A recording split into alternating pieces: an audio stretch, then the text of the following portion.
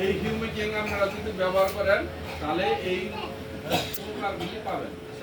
অর্থাৎ হলো মাটির গ্যাস্ট্রিকটা দূর হয়ে যাব, মাটির আমলত্ব বেড়ে যাব, খারাপ দূর হয়ে যাব। এই হিউমিকিং আর বায়োগ্রিন নিয়ে কোনো প্রশ্ন আছে?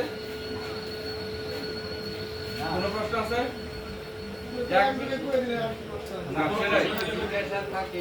যদি কারো জিজ্ঞাসা থাকে আপনারা 1 বিঘা জমিতে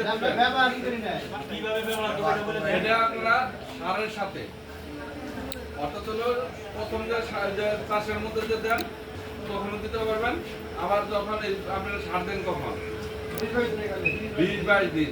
20-22 দিনের কালেই কেন সার দেন? না, এটার কারণ আছে, কিন্তু 20-22 দিনের সার দেওয়ার একটা কারণ আছে। ঠিক আছে, কারণটা বলি।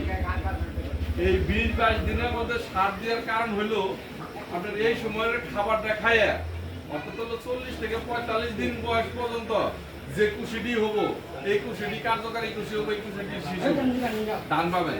তারপরে যে কুশিটি হবো এটি ধান পাবেন না। সার খায়া যে কুশিটি হবো এটি কার্যকারী কুশি।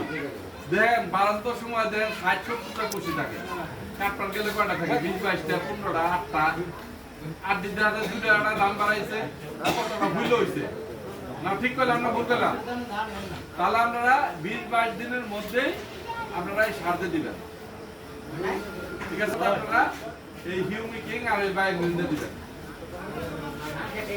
ঠিক আছে।